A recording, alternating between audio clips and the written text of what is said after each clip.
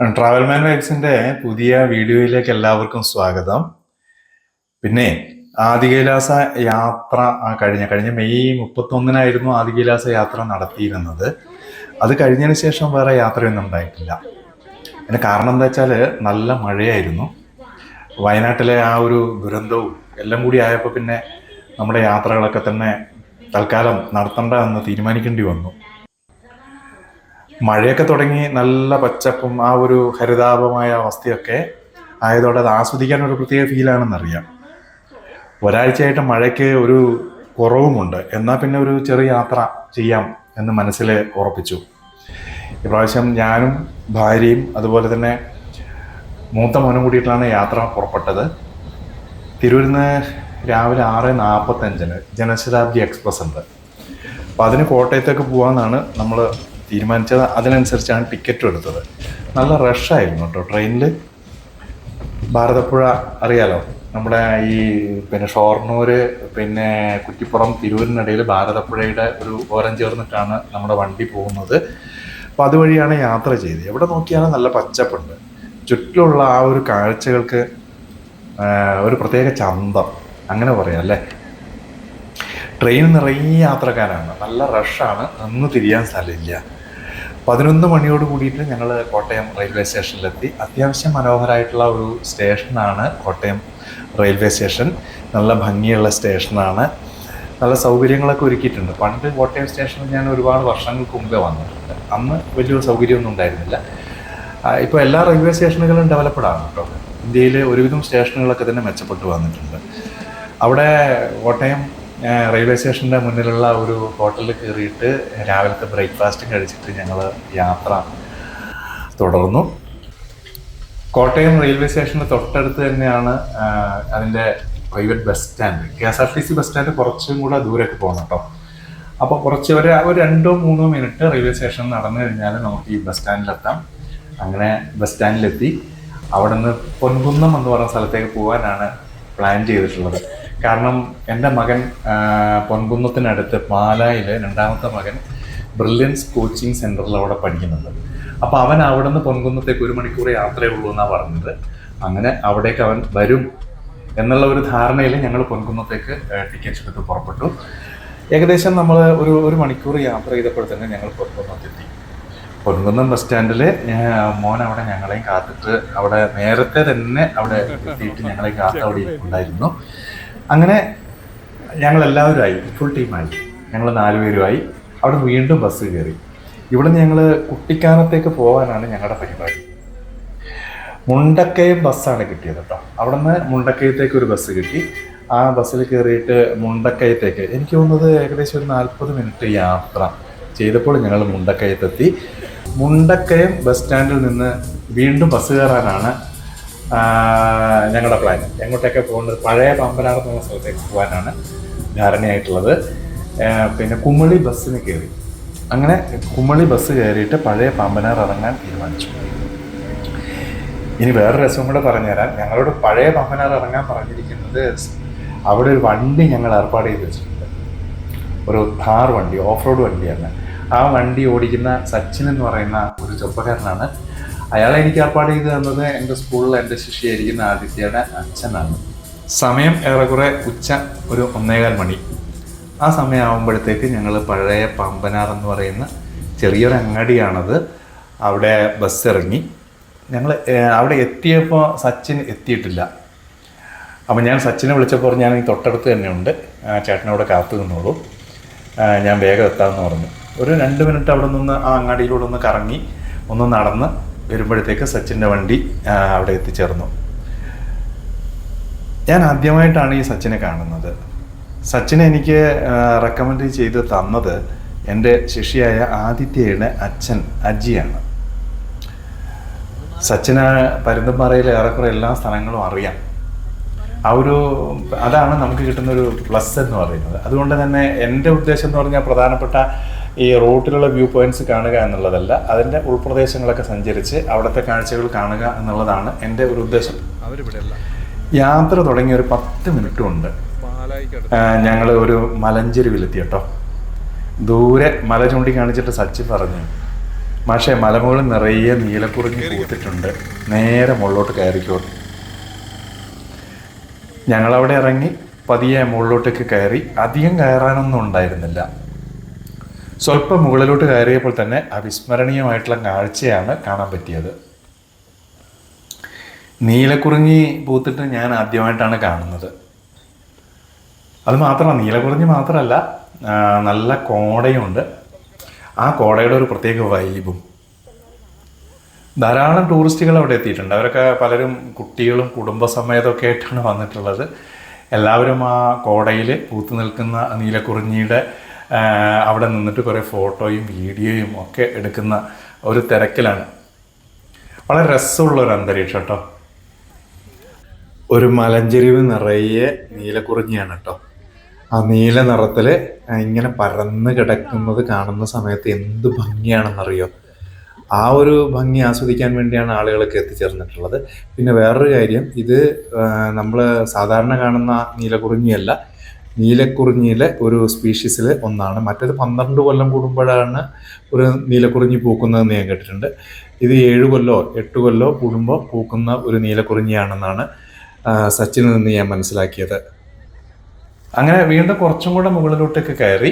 അവിടെ നിന്നും കുറച്ച് വീഡിയോയും ഫോട്ടോയും ഒക്കെ ഞങ്ങളും ചിത്രീകരിച്ചതിന് ശേഷം, നല്ല മഴക്കാറുണ്ട്, ഏത് സമയവും മഴ പെയ്യാം, അതുകൊണ്ട് തന്നെ അവിടെ അധികം നിൽക്കാതെ ഞങ്ങൾ താഴേക്ക് ഇറങ്ങി. നേരെ ഞങ്ങൾ പോയത് പരുന്തുംപാറ ലക്ഷ്യമാക്കിയിട്ടാണ്. വഴിയാകെ കോടയിൽ കുളിച്ചു നിൽക്കുന്ന കാഴ്ച, ആ കോടയുടെ ആ വൈബൊക്കെ ആസ്വദിച്ചിട്ട് യാത്ര തുടർന്നു. കോട മൂലം ആ ഒരു വിസിബിലിറ്റി, ആ ഒരു കാഴ്ച, അത് നന്നായി കുറവായിരുന്നു കേട്ടോ. ഒന്നും കാണാത്ത അവസ്ഥയാണ്. ടൂറിസ്റ്റുകൾ നടന്നു പോകുന്നത് ചില സ്ഥലങ്ങളിലൊക്കെ കാണാൻ പറ്റി. ഒരു ഇടവഴിയിലേക്ക് വാഹനം കയറി. ചെറിയൊരു റോഡാണ്. കോടയിലെ ഞങ്ങൾ ആ യാത്ര ആസ്വദിച്ചാണ് ചെയ്തത്.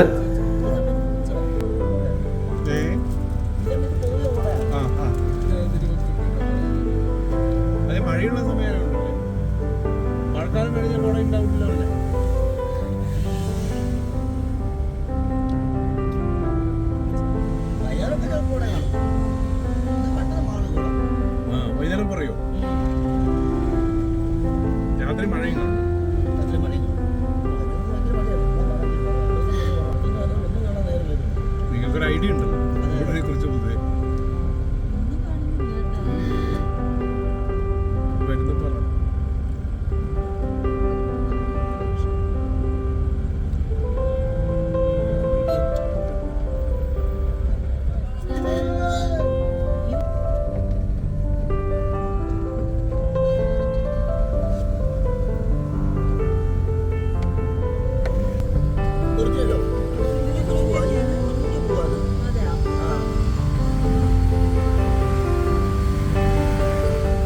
നല്ല ഗംഭീരമായിട്ടുള്ളൊരു ഫീല്. നേരെ ചെന്നെത്തിയത് ഒരു വില്ലയുടെ മുന്നിലാണ്. ഒരു ഒതുങ്ങിയ ഒരു കെട്ടിടമാണ്. ആളും അനക്കവും ഇല്ലാതെ കോടയിൽ കുളിച്ച് ആ കെട്ടിടം കാണാൻ നല്ല ഭംഗിയുണ്ടായിരുന്നു. നേരെ മുറിക്കുള്ളിലേക്ക് നടന്നു. സച്ചിനും അതുപോലെ തന്നെ ഉടമസ്ഥനായിട്ടുള്ള അയാളുടെ പേര് ബ്രൈറ്റ് എന്നാണ്. അവർ രണ്ടുപേരും ചേർന്ന് ഞങ്ങളെ മുറികളൊക്കെ കാണിച്ചു തന്നു. കൽച്ചുമലിന് പകരം ഒരു ഗ്ലാസ് ആണ് ഒരു ഭാഗത്ത്, പുറത്തേക്കുള്ള കാഴ്ച കിട്ടുന്ന രൂപത്തിൽ ഗ്ലാസ് ഫിക്സ് ചെയ്തിട്ടുണ്ട്. അത് ബെഡ്റൂമിൽ ഇരുന്നാലും നമുക്ക് ദൂരെയുള്ള പുറം കാഴ്ച കാണാൻ പറ്റും. ആ നിലയ്ക്ക് കൽച്ചുമറിന് പകരം ഗ്ലാസ് ഫിക്സ് ചെയ്ത് വെച്ചിട്ടുള്ള ആ ഒരു കാഴ്ച നല്ല രസമുണ്ട് കേട്ടോ. ആ മുറിയിൽ ഇരുന്നിട്ട് പുറത്തെ കാഴ്ചകൾ കാണാൻ നല്ല വൃത്തിയും വെടിപ്പുള്ള കെട്ടിടമാണ്. പരുന്തുംപാറയിലെ എനിക്ക് തോന്നുന്നത് ഏറ്റവും ഉയരമുള്ള ഒരു സ്ഥലത്താണ് ആ കെട്ടിടം നിർമ്മിച്ചിട്ടുള്ളത്. മുകളിൽ ഒരു മുറി കൂടി ഉണ്ട് കേട്ടോ. അവർ ഞങ്ങൾക്കത് കാണിച്ചു തന്നു. സ്റ്റെപ്പുകൾ കയറി മുകളിലെത്തി. മുറിക്കുള്ളിലും കോട നിറഞ്ഞ് അതൊരു വല്ലാത്തൊരു കാഴ്ചയാണ്. പുറത്തൊരു ബാൽക്കണി ഉണ്ട്. ബാൽക്കണിയിൽ നിന്നാൽ ദൂരെ കാഴ്ചകൾ കാണാൻ കഴിയുന്നുണ്ട്. കോട കാരണം കാഴ്ചകൾക്ക് മങ്ങലുമുണ്ട്.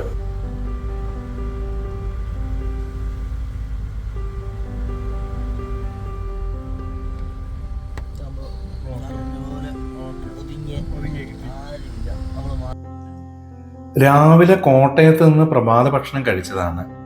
സമയം 2 മണി കഴിഞ്ഞു. എല്ലാവർക്കും വിശക്കുന്നുണ്ട് കേട്ടോ. ബാഗിലുള്ള കുറച്ച് പൂള ചിപ്സ് വാങ്ങി വെച്ചിരുന്നു. അതെടുത്തിട്ട് തൽക്കാലം വിശപ്പ് മാറ്റി. താഴെയുള്ള ബെഡ്റൂമിനോട് ചേർന്നിട്ട് ഒരു അടുക്കളയുണ്ട്. ഞങ്ങൾ അവിടെയാണ് ഇരുന്നത്. ഗ്യാസ് അടക്കം എല്ലാ സൗകര്യങ്ങളും അവിടെ ഒരുക്കിയിട്ടുണ്ട്. ഭക്ഷണം സ്വന്തമായി പാചകം ചെയ്ത് കഴിക്കുന്നവർക്ക് അതിനുള്ള സൗകര്യവുമുണ്ട്. താഴെയുള്ള മുറിയാണ് ഞങ്ങൾ എടുത്തത്. പുറത്ത് ഒരു ഊഞ്ഞാലുണ്ട് കേട്ടോ. ആ ഊഞ്ഞാല് ഒരു ഇരുമ്പ് തൊട്ടിൽ എന്ന് പറയാം, ഊഞ്ഞാലെന്ന് പറയാൻ വയ്യ. കോടയിൽ ഊഞ്ഞാലൊന്ന് ആടാമെന്ന് വിചാരിച്ച് ജിഷയും പിള്ളേരും കൂടിയിട്ട് ഊഞ്ഞാൽ കയറി ആടിയതേ ഓർമ്മയുള്ളൂ. അത് പൊട്ടി താഴെ വീണു. രണ്ടും കൂടെ ഒന്നിച്ചായിരുന്നു വീണതും ആടലും. എന്തോ ഭാഗ്യത്തിന് അവർക്ക് ഒന്നും പറ്റിയില്ല. ഒരാൾ കയറി ആടേണ്ട തൊട്ടിലാണ് കേട്ടോ. അതിലേക്ക് രണ്ടുപേര് കൂടി ആടിയാൽ എന്തായിരിക്കും സ്ഥിതി? പൊട്ടി താഴെ വീഴും. ഉച്ചഭക്ഷണമായിട്ട് ഉടമസ്ഥൻ ബ്രൈറ്റും അതുപോലെ തന്നെ ഡ്രൈവർ സച്ചിനും ചേർന്ന് ബ്രെഡ് ഓംലെറ്റ് ഉണ്ടാക്കി തന്നു. മുന്നറിയിപ്പില്ലാതെ ഞങ്ങൾ കയറി വന്നതല്ലേ, ഹോട്ടലൊന്നും തന്നെ തൊട്ടടുത്ത് ഇല്ലാന്ന് താനും. ആ നിലയ്ക്ക് ബ്രെഡും ഓംലെറ്റും ഞങ്ങൾ അതിൽ തൃപ്തി അടഞ്ഞു. നല്ല ചൂട് കാപ്പിയും ഞങ്ങൾക്ക് വെച്ച് തന്നു. അതും കുടിച്ച് കുറച്ച് സമയവും കൂടി അവിടെ ചുറ്റിപ്പറ്റി നിന്നു. അപ്പോഴത്തേക്ക് ആ കോടയും ആ ഒരു മഴയും ഒക്കെ തന്നെ ചെറുതായിട്ടൊന്ന് കുറഞ്ഞു. എന്നാൽ മുഴുവനായിട്ട് പോയിട്ടുമില്ല. കോട അല്പം മാറി നിന്നിട്ടേ ഉള്ളൂ. മുന്നിലായിട്ട് പരുന്തുംപാറ ചെറുതായിട്ട് ഇങ്ങനെ തെളിഞ്ഞു വരുന്നൊരു കാഴ്ച. ഞാൻ മൊബൈലിലൊന്ന് സൂം ചെയ്തിട്ട് നോക്കിയപ്പോൾ കുറച്ചും കൂടെ നല്ല ക്ലിയർ ആയിട്ട് കിട്ടുന്നുണ്ട്. മഴ ചെറുതായിട്ട് പൊടിയുന്നുണ്ട്. കാഴ്ചകൾ കാണാനായി ഞങ്ങൾ യാത്ര തുടരുകയാണ്. മഴ മാറിയിട്ട് യാത്ര തുടരാമെന്ന് വിചാരിച്ചാൽ അത് കഴിയണമെന്നില്ല. ഇപ്പം ഞങ്ങൾ പോകുന്നത് ചായത്തോട്ടങ്ങൾക്കിടയിലൂടെയാണ് കേട്ടോ. പച്ചപ്പിൽ കുളിച്ച് ആ പരുന്തുംപാറ അത് ദൂരെയായി. ഒരു സ്കൂൾ ബസ് ഞങ്ങൾക്ക് മുന്നിലെത്തി. നമ്മുടെ വാഹനം ഒരു ഓഫ് റോഡിലേക്ക് കയറി. കുട്ടികൾ അവിടെ ക്രിക്കറ്റ് കളിക്കുന്ന ഒരു കാഴ്ച കണ്ട്. അത് സ്കൂളിലെ കുട്ടികളാണ്. ഇതിൻ്റെ തൊട്ടടുത്തൊരു സ്കൂളുണ്ട്. അത് കഴിഞ്ഞപ്പോൾ ഞങ്ങൾ യാത്ര ചെയ്ത ഏരിയ ചെറിയൊരു കാടിൻ്റെ ആ ഒരു നടുക്കൂടിയാണ് പോയത്. കുറച്ച് ദൂരേ ഉള്ളൂ ആ കാട്. കാടിൻ്റെ വൈബ് ആസ്വദിച്ച് അപ്പം ഞാനിങ്ങനെ ചിന്തിച്ചു, വന്യമൃഗങ്ങളൊക്കെ ഉണ്ടാവാൻ സാധ്യതയുണ്ട്. ചെറിയ റോഡായതുകൊണ്ട് മറ്റ് വാഹനങ്ങൾക്കാണെങ്കിൽ സൈഡ് കൊടുക്കാനും അല്പം പ്രയാസമുണ്ടായി. കാട് കഴിഞ്ഞു. വീണ്ടും ചായത്തോട്ടത്തിലെത്തി. ചായത്തോട്ടങ്ങൾക്കിടയിൽ നട്ടുപിടിപ്പിച്ചിട്ടുള്ള ചെറിയ തണൽ മരങ്ങൾ കാണാൻ പറ്റി. ക്രോപ്പ് ചെയ്ത തേയില ചെടികൾ. ഈ ക്രോപ്പ് ചെയ്യാന്ന് പറഞ്ഞാൽ മനസ്സിലായില്ലേ? നമ്മളെ മുടിയൊക്കെ വെട്ടി ഒതുക്കുന്നത് പോലെ നല്ല ക്രോപ്പ് ചെയ്തിട്ട്. ദൂരെ ഒരു തടാകമുണ്ട്.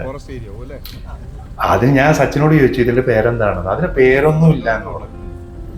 ചുറ്റുമുള്ള മലമുകളിൽ നിന്ന് ഊർന്നിറങ്ങുന്ന ആ ഒരു വെള്ളമില്ലേ, ജലപ്രവാഹം എന്ന് പറയാം, അത് സൃഷ്ടിക്കുന്ന കൊച്ചു തടാകമാണ്. തടാകത്തിന്റെ കാഴ്ചകൾ ക്യാമറ കണ്ണുകൾ ഒപ്പിയെടുത്തു. കാഴ്ചകൾ കണ്ട് അല്പസമയം കൂടി. വലിയ മരങ്ങൾ നട്ടുപിടിപ്പിച്ച പാത. ആ പാതയ്ക്ക് ചുറ്റും തൊഴിലാളികളുടെ താമസ സ്ഥലങ്ങളിൽ കാണാൻ പറ്റി. അതിന് ലയങ്ങൾ എന്നാണ് ആ കെട്ടിടങ്ങളെ നാട്ടുകാർ വിളിക്കുന്നത്.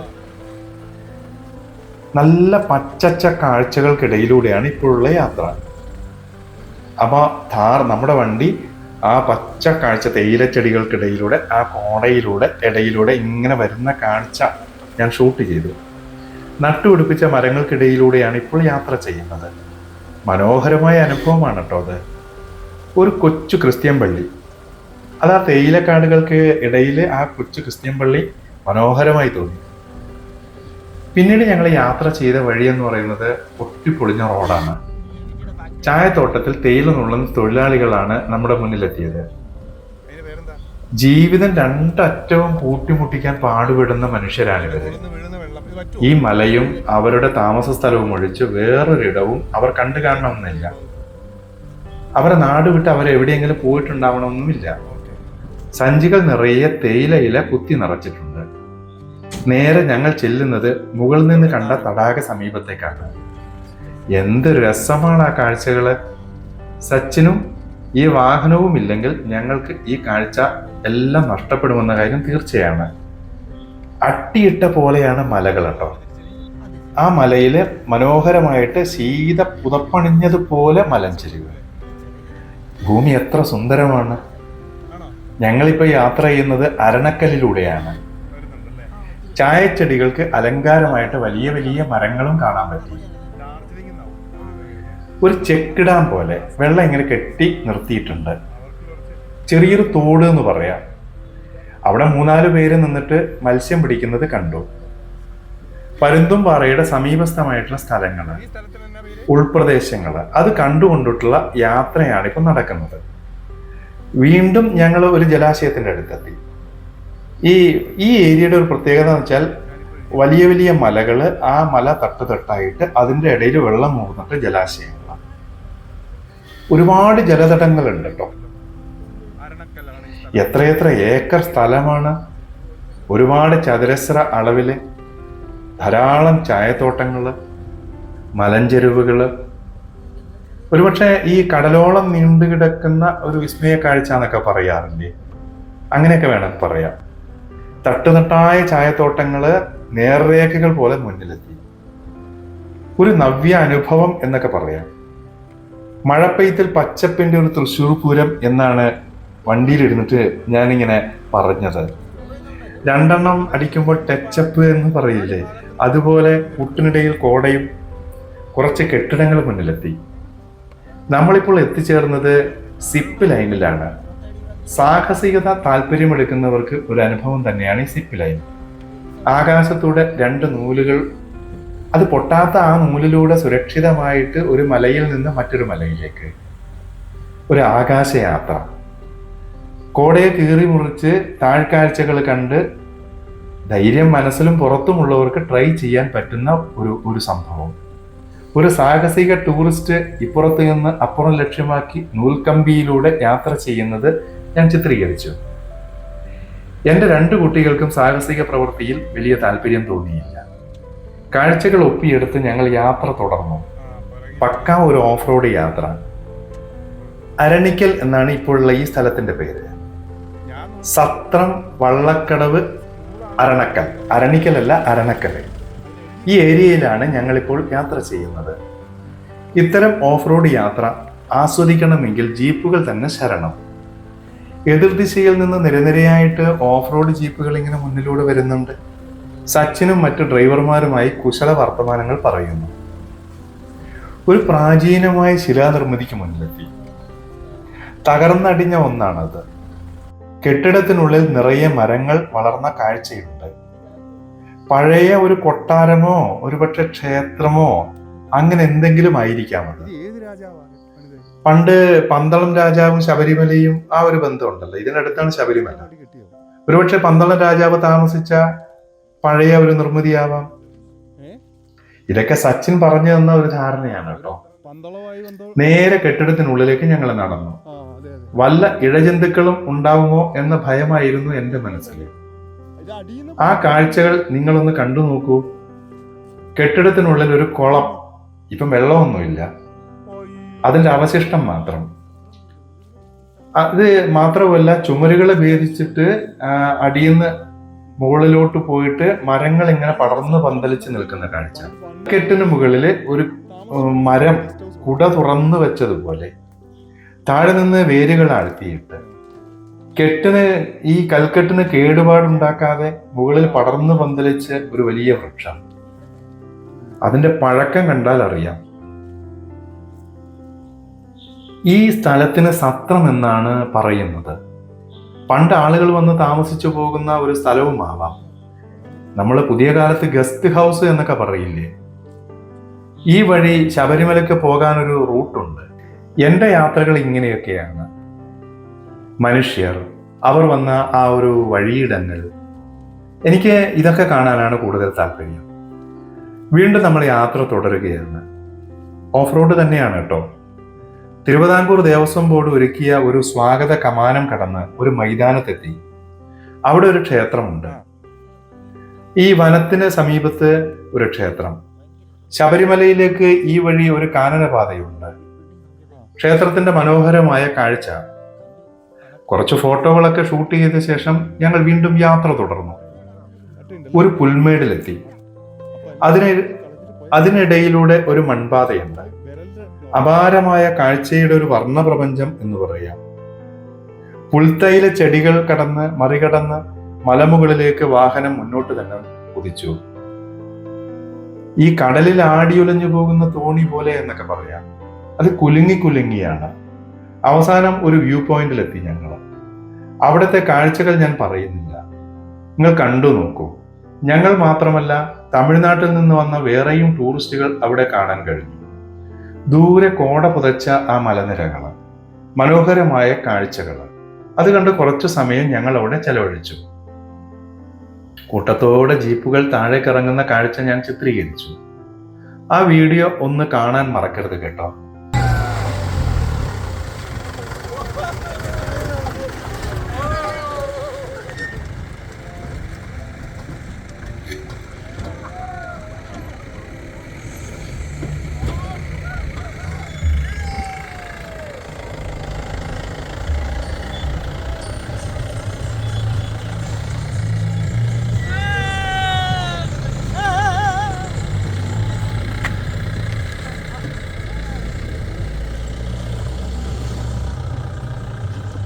കണ്ട അഭിപ്രായം കമന്റ് ചെയ്യണേ. സമയം 6 മണി കഴിഞ്ഞു. തണുപ്പിൽ ചായ കുടിക്കാൻ വേണ്ടിയിട്ട് ഒരു കടയിൽ കയറി. ചവിട്ടിയോ? എന്നാ പണിയില്ല. ചവിട്ടിയ എന്നെ അപ്പൊ കടിക്കൂ.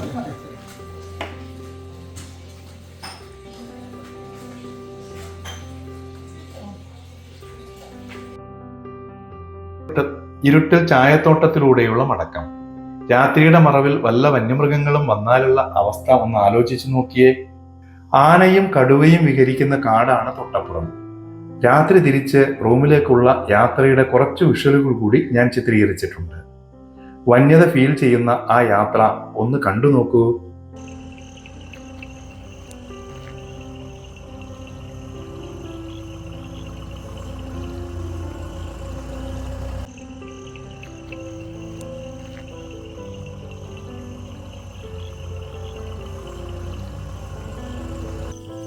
രാത്രിയുടെ നിശബ്ദമായിട്ടുള്ള ആ ഒരു യാമങ്ങൾ എന്നൊക്കെ പറയാം.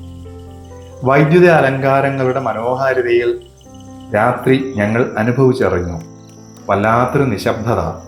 ചീവീടുകളുടെ ആ ഒരു ശബ്ദത്തിൽ ഞാനും കുടുംബവും മാത്രമേ അവിടെയുള്ളൂ. Good morning everybody. രാവിലെ എഴുന്നേറ്റപ്പോൾ കണ്ട കാഴ്ചയാണിത്.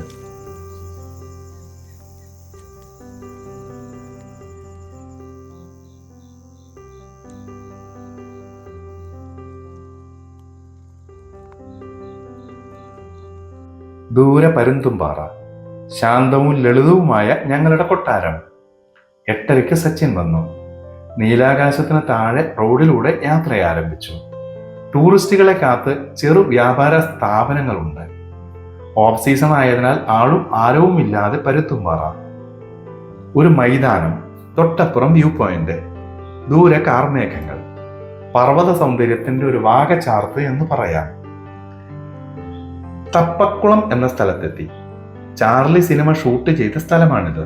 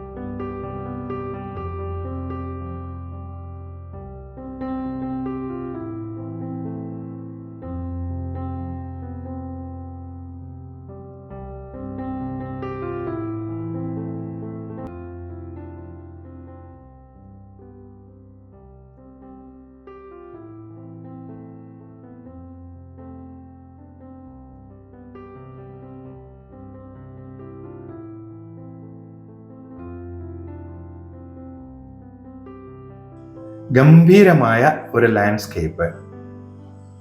ഓയിൽ പെയിന്റ് ചെയ്ത പോലെ കുറച്ച് ദൃശ്യങ്ങൾ. മഴ പെയ്തതിനാൽ അല്പം ചളിയുണ്ട്. ദൂരെ കുറച്ച് മരങ്ങളുണ്ട്. നേരത്തെ ഞാൻ ഈ വഴിയിൽ ഒരിക്കൽ വന്നിട്ടുണ്ട്. മനോഹരമായിട്ടുള്ള ഒരു കൊച്ചു തടാകം. നിറയെ ചുവന്ന പുഷ്പങ്ങൾ ഇങ്ങനെ വീണ് കിടക്കുന്നു. കുറച്ച് ഫോട്ടോസ് എടുത്തു. ഫോട്ടോകൾ കണ്ടു നോക്കൂ.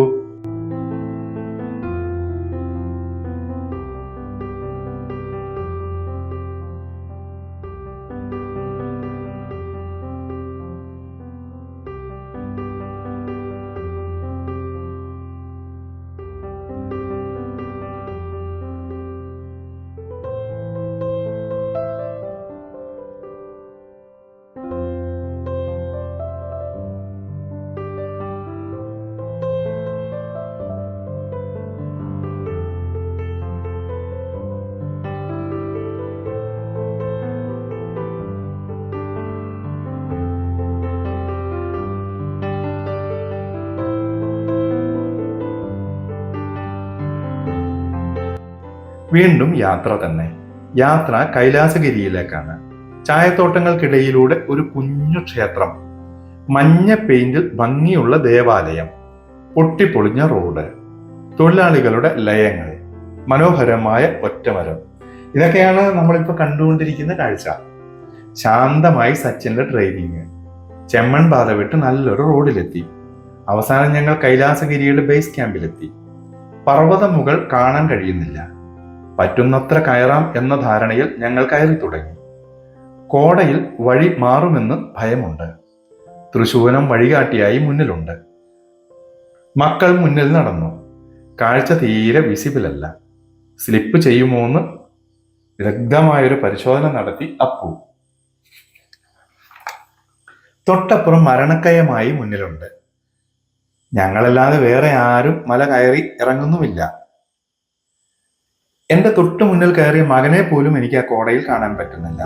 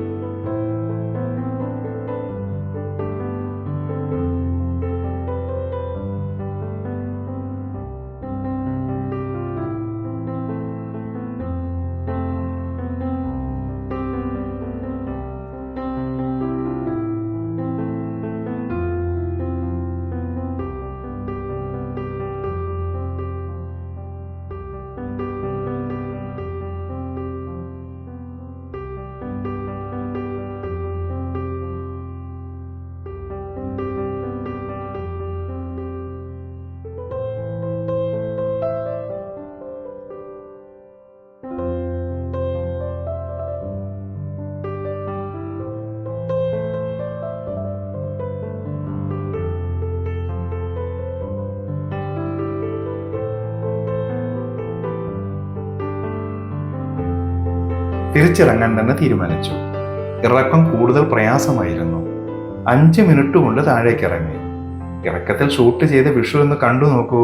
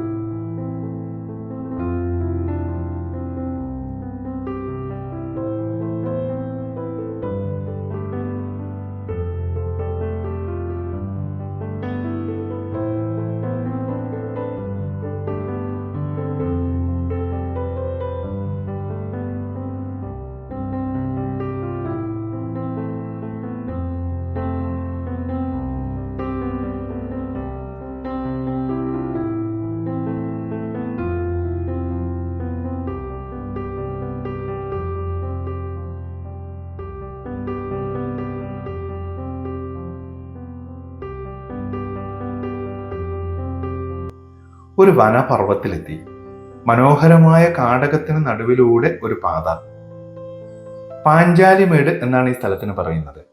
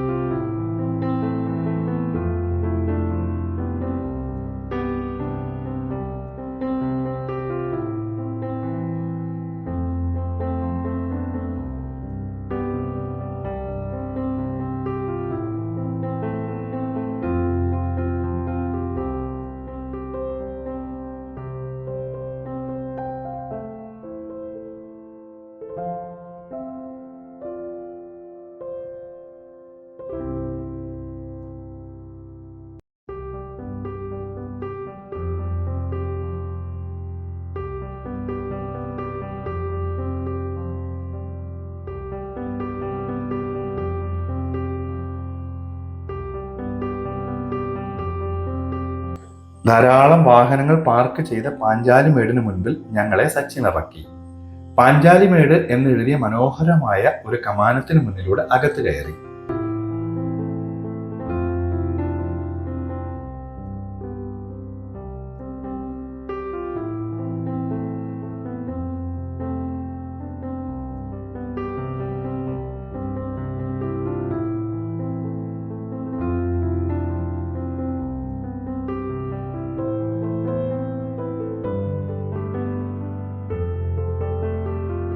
₹25 ടിക്കറ്റ് എടുത്ത് മുന്നോട്ട് നടന്നു. മനോഹരമായ തൂണുകൾ, മുളകൾ വെച്ച് പിടിപ്പിച്ച ഉദ്യാനം.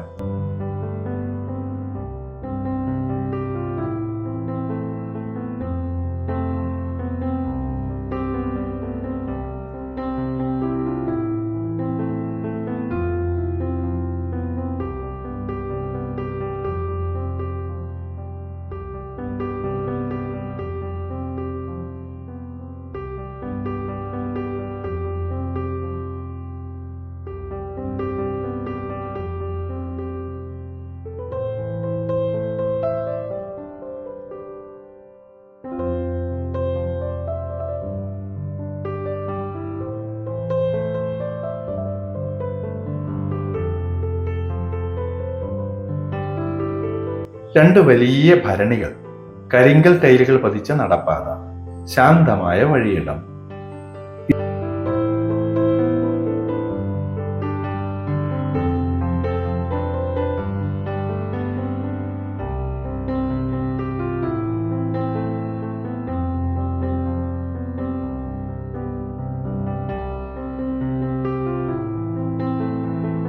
ഇടിമിന്നൽ ഏൽക്കാൻ സാധ്യതയുള്ളതിനാൽ മുകൾ ഭാഗത്ത് നിൽക്കാൻ പാടില്ലെന്ന ജാഗ്രതാ ബോർഡ് മുന്നിലെത്തി. ചെറിയൊരു വനസ്ഥലി. സ്റ്റെപ്പുകൾ ഇറങ്ങി താഴേക്ക് നടന്നു. മുകൾ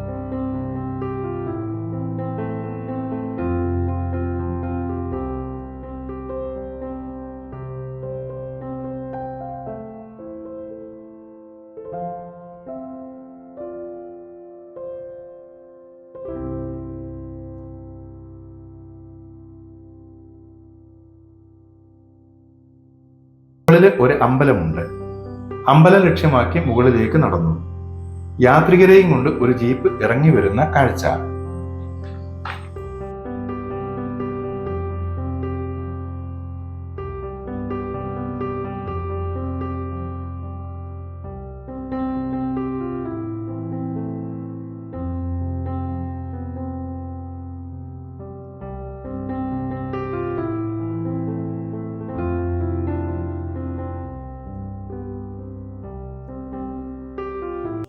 ഒരു ദേവീക്ഷേത്രമുണ്ട്.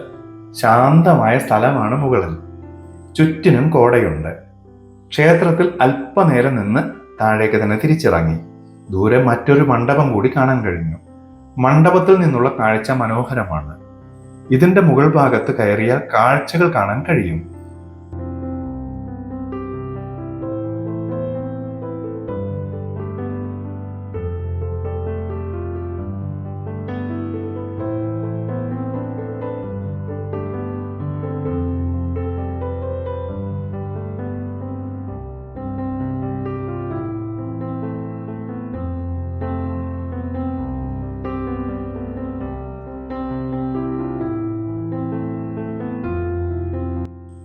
സമയം 1 മണിയായി. കോട്ടയത്ത് നിന്ന് 5:30 തീവണ്ടി. ഈ യാത്ര ഇവിടെ അവസാനിപ്പിക്കുകയാണ്. വീഡിയോ കണ്ട് ഇഷ്ടപ്പെട്ടാൽ ലൈക്ക് ചെയ്യുക. വീഡിയോ കണ്ട എല്ലാവർക്കും നന്ദി, നമസ്കാരം. അടുത്ത യാത്രയുമായി വരുന്നതുവരേക്കും എല്ലാവർക്കും ഒരിക്കൽ കൂടി നമസ്കാരം പറഞ്ഞുകൊണ്ട് ഈ വീഡിയോ ഞാനിവിടെ വൈൻഡപ്പ് ചെയ്യുന്നു.